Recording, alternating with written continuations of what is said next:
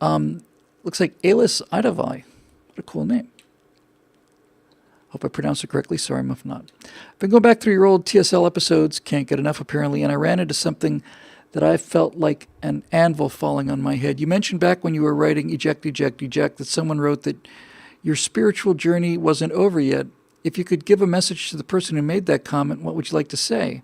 Please answer before reading the rest of this. This is great. This is like one of those advent calendars where you get to open a new window every day. So I will not read the rest of the question. What I would say to the person who gave me that message, I would say thank you for understanding my psychology as well as you did and do, or certainly the psychology of the person where I was, because as I've said before, it initially really outraged me. I was like, who do you think you are? You don't know anything about me. Turns out they knew everything about me. I was wrong about that.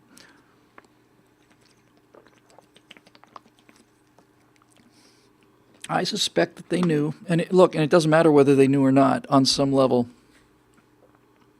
The fact that they said what they said meant somebody, something, somewhere knew that this was exactly the kind of worm that would burrow into my head and that I wouldn't be able to let go.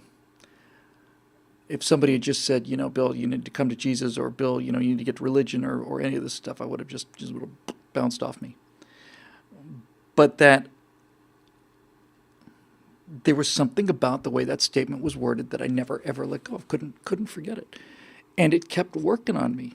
And it was one of the many things, probably one of the major, if not the major thing, that that just kept gnawing away at this certainty about things that I knew nothing about, and that the certainty about things that actually kind of defy certainty in a way. So that's what I would say to them. First of all, I'd say thank you, and secondly, I would say I don't know whether you knew at the time that you understood my psychology as well as you did, but if you did, congratulations, and if you did not, it doesn't matter because it had the same effect, so thank you. So let's see what the rest of the question is.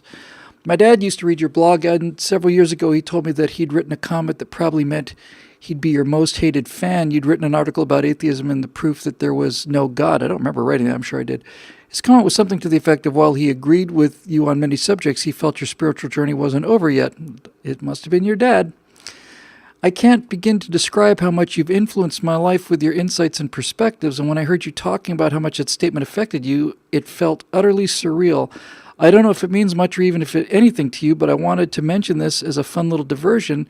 Thanks for everything you do and keep doing it, American flag. Alis, I have no question that it must have been your father, and I don't know if he is still alive.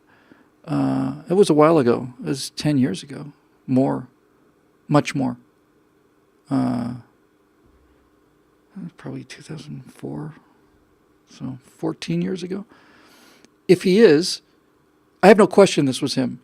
If he is, you pass on my answer prior to me finding out who it was.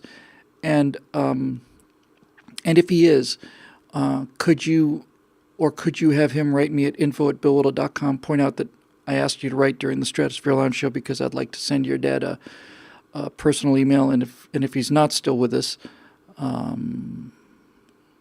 send it with your address, and I'll make a personal message to you too. Thank you. That's a lovely and quite deeply appreciated sentiment. All right, here we go. Last one.